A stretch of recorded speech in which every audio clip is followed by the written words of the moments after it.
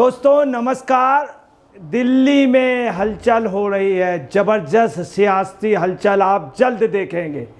वजह राष्ट्रपति शासन लगने जा रहा है। क्यों? चूंकि कांग्रेस लग गई है। खड़गे जी, हुड्डा जी, उधर राहुल जी का और प्रियंका, सोनिया जी, सब कांग्रेस ने तय कर लिया। कांग्रेस उतर आई है। आपको बता रहे हैं, कांग्रेस के लिए आप पार्टी के नेता भारती ने अभी कहा था, सोमनाथ भारती ने, कि ये जितना भी है सब कांग्रेस कराती है। उसने ये भी कहा था, सोमनाथ भारती ने, कि केजरीवाल जेल गए तो आप कांग्रेस ने कराया। अब कांग्रेस खुल करके आ गई है पर्दे के पीछे। राष्ट्रपति शासन, आम जनता आ गई।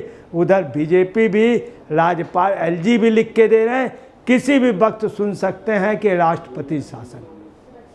निश्चित तौर पर वजह क्या है? सभी पार्टियां, और पर्दे के पीछे से जो आ रही है वो कांग्रेस है। वजह क्या है? इन्होंने, आप पार्टी ने 5 सीटें दे रहे थे, 5 गांव, तो उन्होंने कहा मुझे 5 गांव मिल रहे थे। कृष्ण बन रहे हैं। कौन? केजरीवाल। जेल से मना कर दिया। और इसलिए कांग्रेस ये दिखाना चाहती है कि तुम मुझसे समझौता, मुझे पास सभी सीटों में सपोर्ट कर दो, अपने प्रत्याशी मत लड़ाओ, नहीं तो तुम्हारी सरकार गिरा दूंगा। और आप पार्टी में इसमें कसम चल रही है, लगातार मीटिंगें चल रही। चूँकि कांग्रेस लग गई है, ये है पर्दे के पीछे की कहानी। मोदी नहीं चाहते हैं, कभी मोदी ने कोई सरकार नहीं गिराई, मगर चूंकि एलजी कह रहे हैं एक संवैधानिक संकट हो गया, आम जनता की डिमांड है और बीजेपी की भी डिमांड है, ये भी कटु सच है बीजेपी की। मगर कांग्रेस चाह रही केजरीवाल को इस मुकाम में लाने वाले कौन रहे? सिर्फ कांग्रेस। आप देखिए क्या स्थिति है। देखिए, क्या सच में दिल्ली में बर्खास्त हो जाएगी केजरीवाल सरकार? अब कांग्रेस भी बीजेपी के साथ, दिल्ली के सीएम अरविंद केजरीवाल जेल में हैं। ऐसे में सूबे का सियासी पारा चढ़ता जा रहा। बीजेपी ने जहां आप सरकार से पूछा कि जब से अरविंद केजरीवाल जेल गए क्या क्या फैसले लिए गए, बीजेपी ने आप सरकार को बर्खास्त करने की मांग की थी। अब कांग्रेस ने भी कहा है कि केजरीवाल सरकार बर्खास्त होने के मुहाने पर खड़ी है। आखिर पूरा मामला क्या है, ये देखिए स्थित है। और कांग्रेस से डिमांड कौन कर रहा? प्रदेश अध्यक्ष देवेंद्र यादव। देवेंद्र यादव से खड़गे जी ने कहा है, प्रियंका जी ने कहा है और हुड्डा ने कहा है कि किसी भी सूरत में दिल्ली की सरकार गिरा दो। हर हाल में केजरीवाल और आप पार्टी सरकार नहीं रहनी चाहिए। या तो ये हमको हरियाणा में बगैर कोई प्रत्याशी लड़ाए तन मन धन से सपोर्ट करें, कश्मीर में हमको सपोर्ट करें, हर जगह सपोर्ट करें, नहीं तो इनको औकात दिखा दी जाएगी। ये कांग्रेस ने तय कर लिया, इसीलिए देवेंद्र यादव लग गए। क्या दिल्ली की अरविंद केजरीवाल सरकार बर्खास्त हो जाएगी? बीजेपी की डिमांड के बाद अब कांग्रेस से भी इस पर आवाज़ बुलंद हुई। दिल्ली प्रदेश कांग्रेस अध्यक्ष देवेंद्र यादव ने कहा, आम आदमी पार्टी सरकार सत्ता से बर्खास्त होने के मुहाने पर आके खड़ी है। उन्होंने कहा कि बीजेपी और आप में दिल्ली की सत्ता के लिए घमासान मचा हुआ है। दोनों दलों के नेता जनता के प्रतिनिधि होने के बाद भी जनता के लिए कुछ नहीं कर रहे हैं। अब देखिए किस तरह से कांग्रेस इसमें बंदरबाट की पोजीशन में, और क्या कह रही, ना आपने कुछ काम किया ना बीजेपी ने, मतलब सरकार बर्खास्त हो जाए। दोनों हाथ में कांग्रेस लड्डू चाहती है। और वास्तव में कांग्रेस बर्खास्त कराने के लिए केजरीवाल का जो भी उजागर हुआ है, इसकी शुरुआत की कांग्रेस ने। इसीलिए कांग्रेस को कहा जाता हर जगह आग लगाने में कांग्रेस प्रमुख रही। केजरीवाल सरकार को बर्खास्त करने की मांग को, शिकायत को राष्ट्रपति की ओर से गृह मंत्रालय को भेजना बेहद संवेदनशील है। राहुल गांधी कह करके गए थे, जब अमेरिका गए तो कह करके गए थे, अगर आप पार्टी ना माने 5 से 1 भी सीट ज़्यादा मत दीजिएगा। प्रियंका ने भी यही कहा, यही सोनिया जी ने, यही खड़गे जी ने, यही पूरी उनकी यूनिट में। अब स्थिति ये है कि ये सोच रहे हैं जैसे महाभारत के 5 गांव थे। महाभारत की चीज़ अलग थी, उसमें लोग जो थे वो देवता लोग थे। ये देवता नहीं, ये शराब के दलाली के इनके ऊपर मुकदमे चल रहे हैं, ये जेल में लोग हैं। ये अपने को अगर देवता समझे तो ये गलत फहमी होगी। ये कांग्रेस का भी मानना है। कांग्रेस के अध्यक्ष देवेंद्र यादव ने कहा 10 वर्षों से शासन के बाद भी आपके पास बताने के लिए कुछ नहीं है। ये बात जो कही है बहुत, आप समझ ले, इस बात की चर्चा चल रही कि कांग्रेस के 10 साल में ऐसा कोई काम नहीं किया जो एक काम बतला दे कांग्रेस, एक काम यदि किया हो, कोई काम नहीं। वहीं कांग्रेस क्या कह रही है कि जबकि कांग्रेस के पास अपने 15 वर्षों के शासन के विकास के बारे में बताने के लिए बहुत कुछ है। उन्होंने कहा कि दिल्ली की बदहाली, चरमरा चुका इंफ्रास्ट्रक्चर, जल भराव, टूटी सड़कें, करंट और जल भराव में डूबकर मरते लोग, ध्वस्त शिक्षा, स्वास्थ्य और कानून व्यवस्था के साथ ही भ्रष्टाचार में लिप्त आपके मुख्यमंत्री, मंत्री, विधायक, पार्षद और कार्यकर्ताओं के पास दिल्ली सरकार की उपलब्धियां गिनाने के लिए कुछ नहीं है। आप देखिए कितनी बड़ी बात, कांग्रेस किस तरह से आप पे पीछे पड़ गई है आपको बिल्कुल ख़त्म करने के लिए। बदला किस बात का लिया जा रहा है? जो हरियाणा में बगैर शर्त आप समर्थन नहीं कर रहे हैं, अपने कैंडिडेट न लड़ाएं। इसलिए ये निश्चित है कि कांग्रेस इस चक्कर में है कि हम दोनों हाथों में लड्डू ले लें और बदनाम भाजपा को कर दें और गिरा हम दें। ये है, यही कांग्रेस की एक नीति रही। यही राहुल गांधी जाकर के वहाँ सिखों को लड़ाने के लिए उन्होंने बयान दिया, तो अर्नब गोस्वामी ने ज़बरदस्त फटकार लगाई है राहुल गांधी पे। यही काम ये यहाँ कर रहे हैं। पर्दे के पीछे जो हैं खड़गे जी और हुड्डा जी, इनकी रणनीति है कि आप पार्टी को बिल्कुल ख़त्म कर देना है। पंजाब में भी इनसे हम नुकसान किए हैं, दिल्ली में हमने सीटें खोई हैं, गुजरात में हमने सीटें खोई हैं।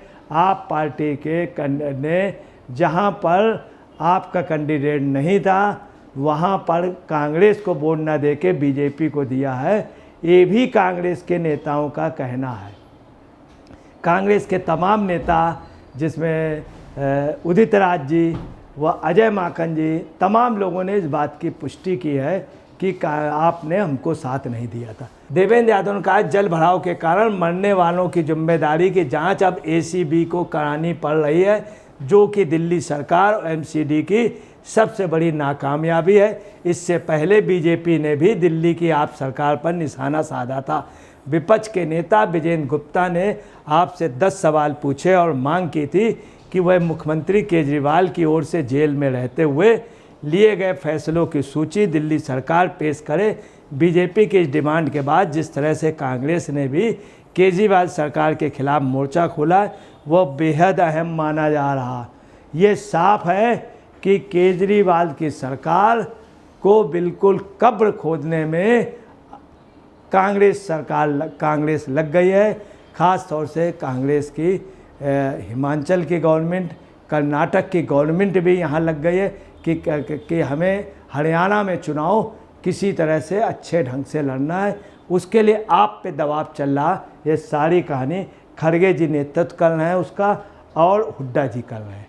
अब देखिए क्यों राष्ट्रपति शासन लग जाएगा। आपको बता रहे हैं मोदी जी, ख़ास तौर से प्रधानमंत्री मोदी जी ने अभी तक किसी राज्य की सरकार नहीं गिराई। हिंदुस्तान के इतिहास में पहली हुकूमत रही है जिन्होंने लोकतंत्र का सम्मान किया, किसी भी राज्य से चुनी हुई सरकार को बर्खास्त नहीं किया। ये मोदी जी का एक वास्तव में एक अच्छा काबिल तारीफ काम रहा। परंतु दिल्ली की जो स्थिति है वो इतनी संवैधानिक स्थिति खराब है कि चूँकि वो जेल में है और उनके ऊपर मुख्यमंत्री की जगह मुख्य अभियुक्त हैं, वो इस्तीफ़ा नहीं दे रहे हैं, अपनी ज़बरदस्ती कर रहे हैं। आपके मंत्री कई जगह रिश्वतखोरी में इन्वॉल्व है, तो इनकी मजबूरी अब क्यों सरकार बर्खास्त होगी, करना पड़ेगा मोदी जी को। चूँकि जनता पूरी खिलाफ है, कांग्रेस खिलाफ है, तो एक मजबूरी है। ऐसे उसमें प्रधानमंत्री अगर नहीं भी चाहेगा, मान लीजिए उन्होंने कोई प्लान बना लिया हो कि हम चुनी हुई सरकार नहीं, मगर अब ये चुने हुए जनप्रतिनिधि नहीं रह गए, ये अपना विश्वास खो चुके हैं अभी तक आप पार्टी बीच में जो भी 2 साल में चुनाव हुए, एक भी चुनाव नहीं जीती। ये विश्वास खो चुके, लोकसभा में विश्वास खो चुके। इसलिए सरकार को, और दूसरी वजह क्या है, किसी भी राज्य में